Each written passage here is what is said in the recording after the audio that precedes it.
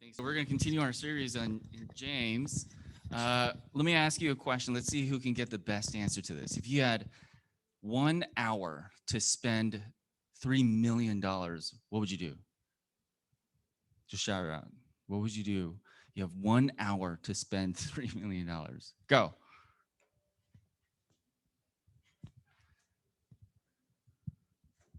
Takers? Huh?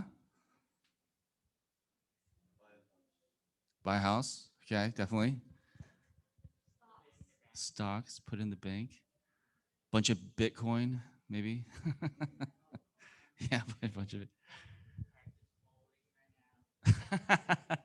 Okay. How do you know that? Yeah, that's interesting. Okay.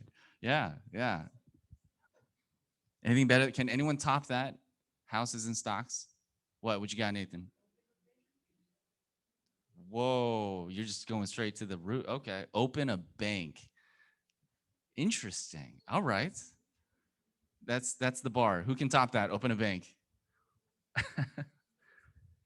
Put it open the bank and then put the money into the bank. And then that way you have self-sustaining. That's genius, man. I got you. Okay. Well, the reason I asked that is because again, James is talking about money yet again. And if you've been with us in our series, we're now in like week 13 or something. He talks about money quite a bit. But the reason he does that is because in the life and ministry of Jesus, believe it or not, Jesus actually talked a bunch about money. And in fact, Jesus talks about money about 8 times more than he talks about sex. He talks about money X amount of times more than he talks about not cursing or lying or cheating on something. In fact, it's arguable, but more of what Jesus teaches about, perhaps one of the most primary things Jesus teaches about is about money. And James is teaching us about money and wealth yet again.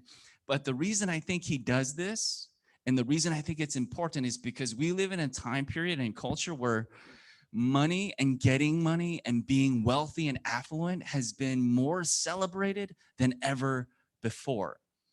For instance, if you go to Hulu or you go to Netflix or something and you just look up game shows and the number of game shows that now exist that give away like $1 million, like nothing, it's almost unending, right?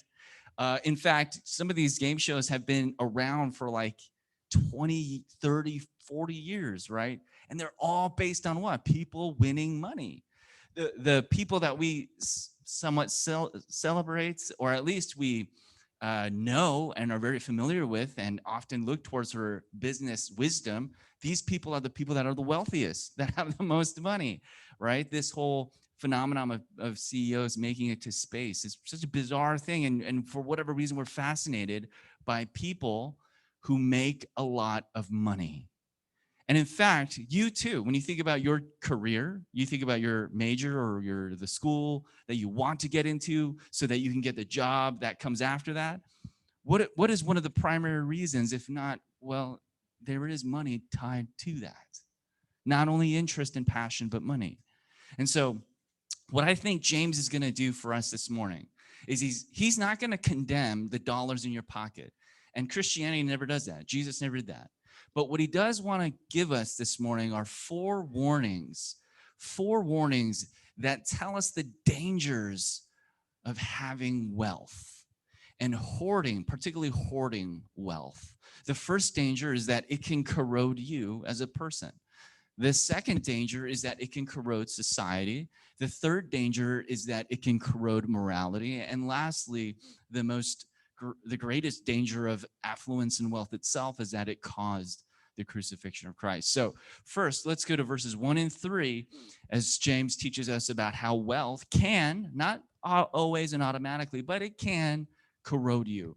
Verse 1, now listen, you rich people, weep and wail because of the misery that is coming to you. Your wealth has rotted and moths have eaten your clothes. Your gold and silver are corroded. Their corrosion will testify against you and eat your flesh like fire. The corrosion of the money will corrode you. You have hoarded wealth in the last days. So I want to really emphasize this. James does not mention a dollar amount. He doesn't say, hey, you people who have at minimum 900K per year with benefits. He doesn't put a dollar amount in there to define what it means to be rich. But instead, what he's describing is a kind of posture, a kind of a heart, a kind of perspective someone can have when it comes to money. And these people that he's calling out are the people who love making more money.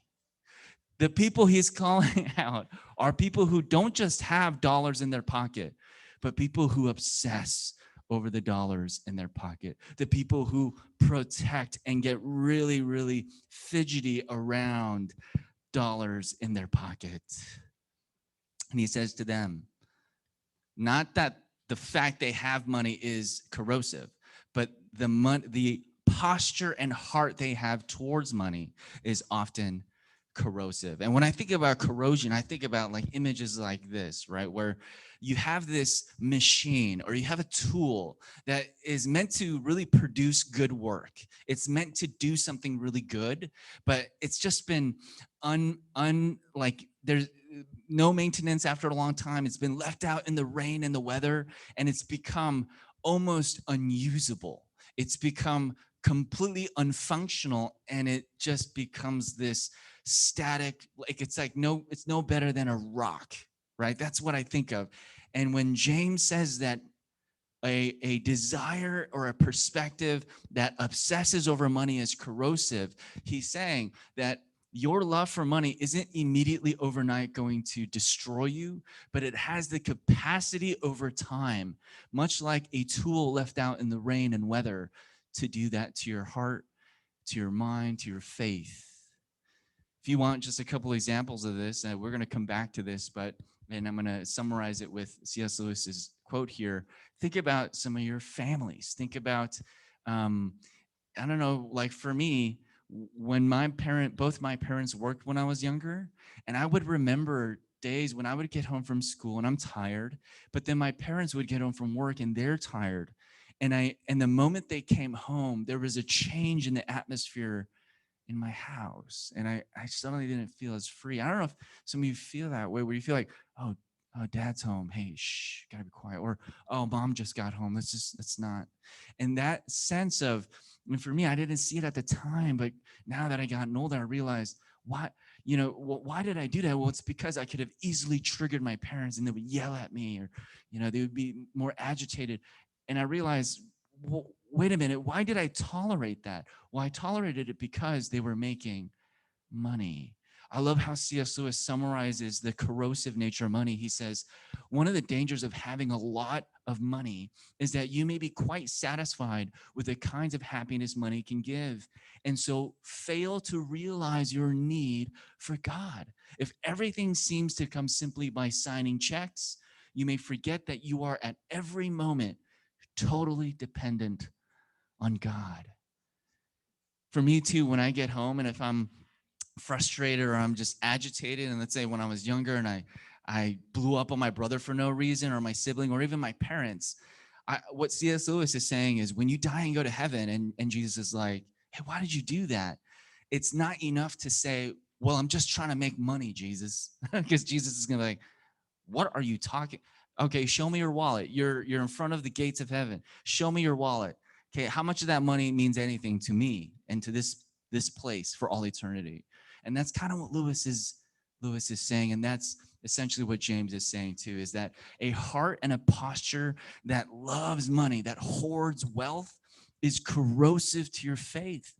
It's even corrosive to your bodies. Man, some of our parents, some of your parents, some of my parents too, because they worked so hard and so much to make money, and more money than really what was necessary and needed, man, they would develop all these physical ailments. And some of you know what I'm talking about, because your parents are in that same boat, that they got high cholesterol, there's something's going on in their heart, or their blood pressure's high, right?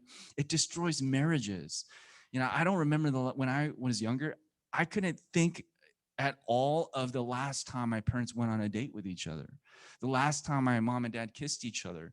Throughout middle school and high school, they were so busy working. Some of you are like, well, I'm Asian, our parents never do that anyway.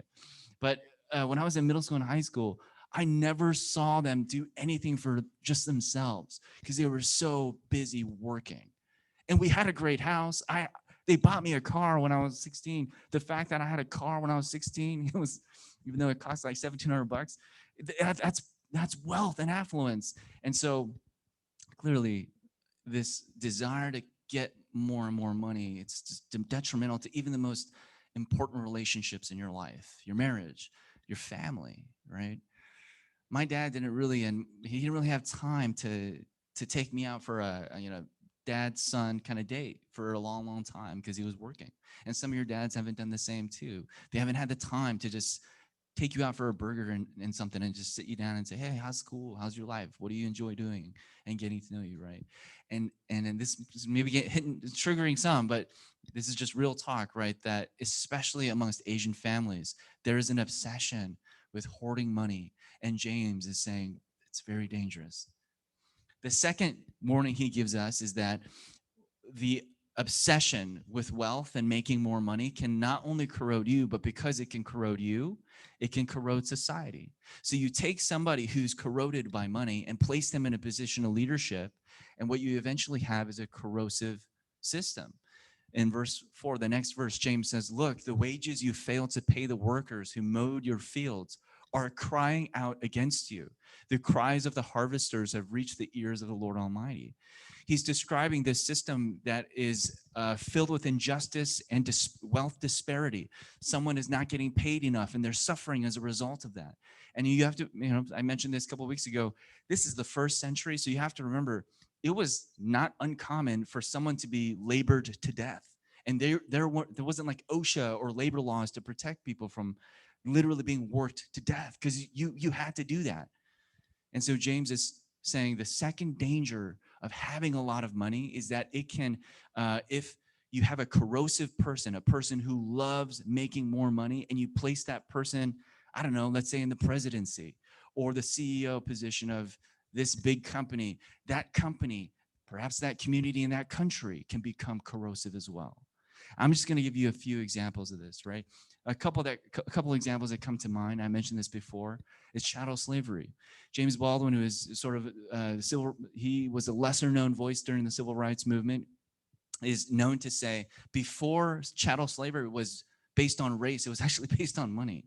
How is it that someone could look at another person and see a dollar and see no value, no sense of protecting, no sense of humanity and dignity? We put a dollar amount on that person, and suddenly all of that person's dignity goes out the window.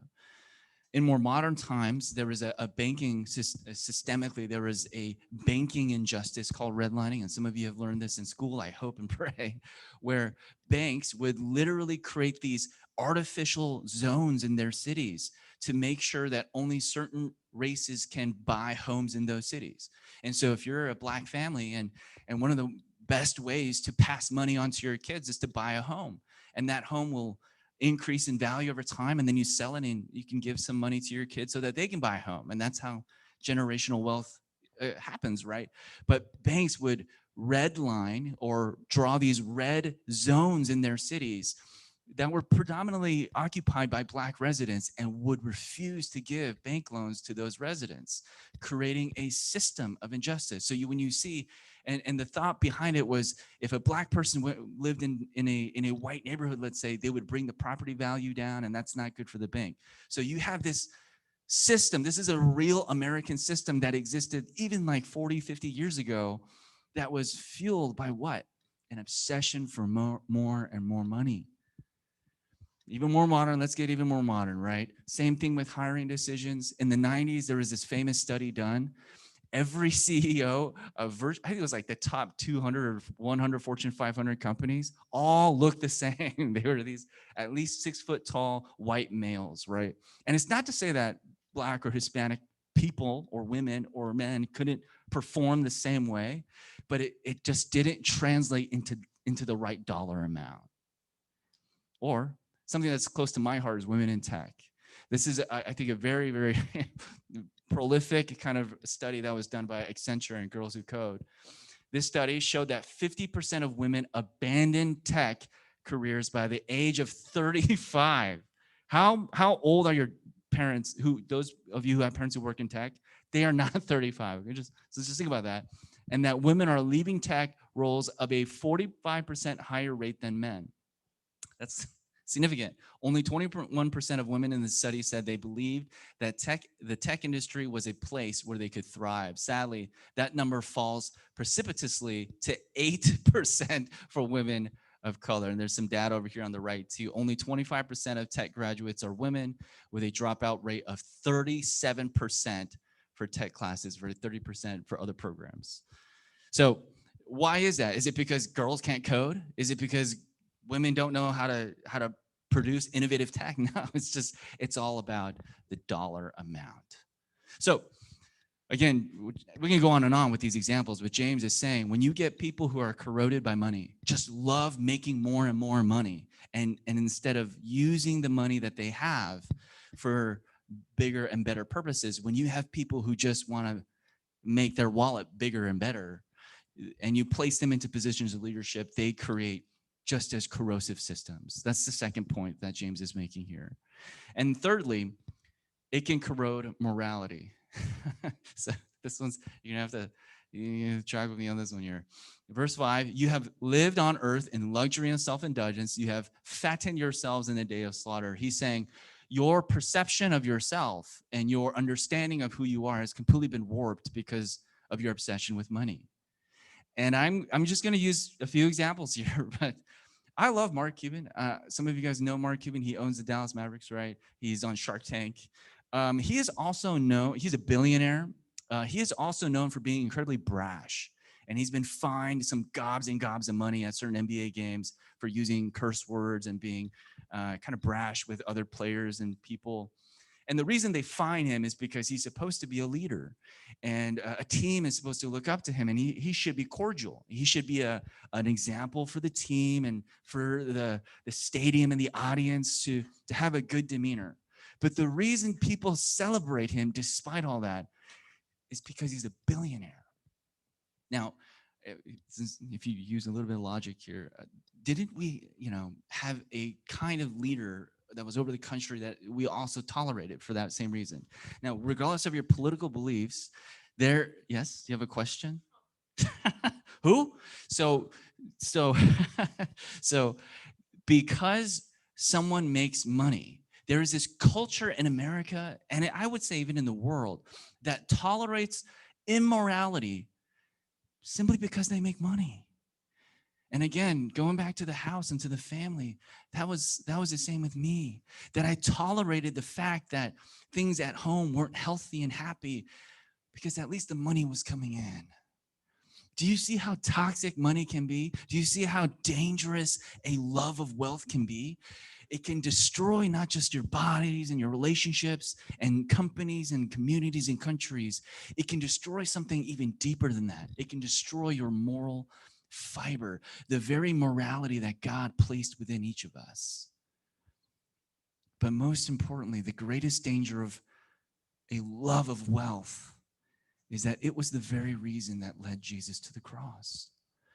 In the last verse of our text, James writes, you have condemned and murdered the innocent one who was not opposing you. Now, there's two layers to this. And the first layer, again, in the first century, as I said, it wasn't uncommon for a wealthy person to labor his slaves to death. And I say his because women couldn't own property at the time. And so he's being literal in that point. But I think he's also, based on sort of the obscurity of his language, I think he's also being referential, because he knows that our Savior and Lord himself was betrayed, not because of moral or political differences, but because of money. Matthew 26 says this, then one of the 12, whose name was Judas Iscariot, went to the chief priests and said, what will you give me if I deliver him over to you? And they paid him 30 pieces of silver, which is not a lot of money in that time. That was the amount. That was the price that was mandated in Exodus if a donkey happened to kick and kill your slave. So if that accidentally happened, you pay that slave owner 30 pieces of silver, and that was enough. And from that moment, he sought an opportunity to betray him. That small dollar amount was enough to tip Judas over the edge. And before you and I start thinking, I'm not Judas, I would never do that, let me just share with you one more verse here.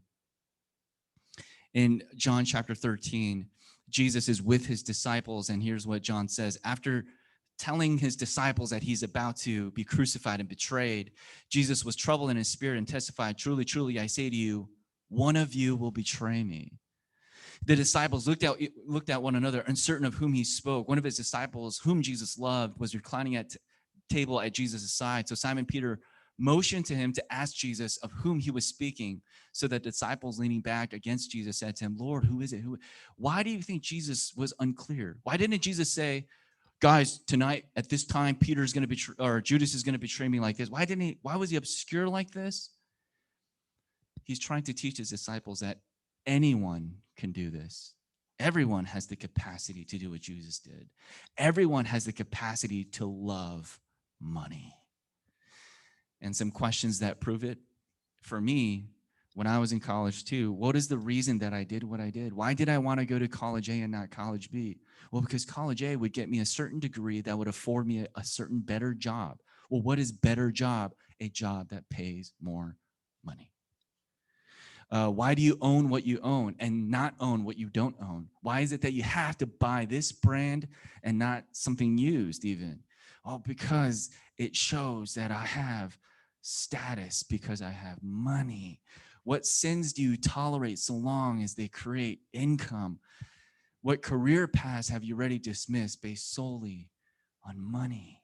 It's funny, I think a great example of this is, and this is maybe ironic that I'm sharing this, when some people look at like missionaries or pastors, they automatically assume you shouldn't own this kind of car, you shouldn't have this kind of a house, right?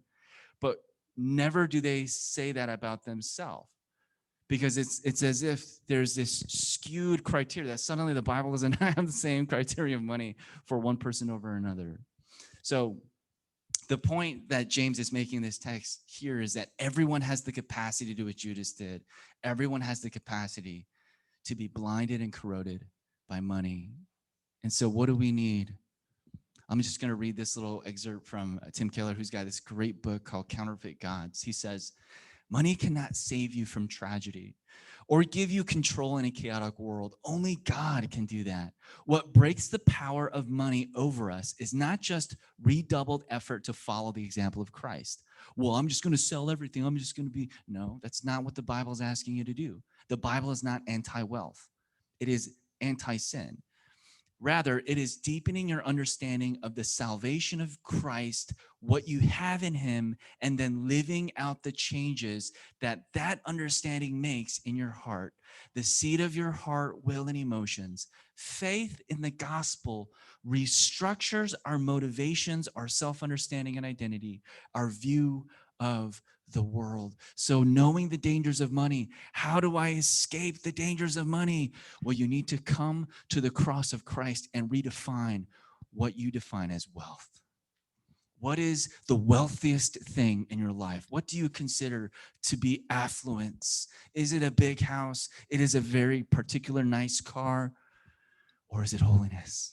Is it intimacy with Jesus? Is it doing life as Jesus designed? Is it following Christ even into those uncomfortable, costly spaces? You see, we will destroy our bodies and our marriage and our families because we think it's worth it so long as, well, we make money. But what if we replaced the word money in the concept of money in that formula, and we placed Christ, that everything and anything is worth doing so long as it brings glory to Christ. That's the only solution to the dangers of hoarding wealth, is redefining what wealth is in your heart. And to me, no job, no career, no college went to a cross and was crucified to save me, to wash me, to cleanse me, to befriend me. No Lexus, no Acura went to the cross and was betrayed so that I can be saved. Harvard and Princeton did not go to a cross and die for me so that I can be saved. Google and Facebook did not die on a cross for me, but Jesus did. and only Jesus did. And in fact, if I don't find my wealth in Jesus, all that I consider wealthy, they will ask a cross of me. And that's what's happening to some of you too, even now. And you think about, man, I'm working so hard to get to this college. Why? Well, you're crucifying yourself to get to that college. And I'm not saying don't work hard, of course. But at the core, remember, because wealth is not a dollar, it's a posture. At the core of your posture and your heart is your ultimate value, is your ultimate sense of wealth ravaged and captured in the person and work of Jesus Christ. Let's pray. Heavenly Father, we want to find our whole wealth, all of our wealth in you, Jesus, because you and you alone went to the cross for us. Lord, thank you for using James and the teaching of James to show us wealth can be very dangerous. It can be very good as well. This church, pastors, churches that keep sprouting across this city and country, missionaries, the salvation of souls, that's all funded by money, of course. So money can do good and great things. But Lord, we live in a culture where we're not necessarily believing in that as much, where we're celebrating and tolerating an obsession of money more than ever before. And so I pray more than ever before, help each of us, Lord, to find our ultimate value in that which is most valuable, and that is Jesus Christ who died for us on the cross. Lord, as we now sing this song, may this be a confession of our hearts. May we sing it out with our souls and confess to you that our wealth is in nothing other than Jesus.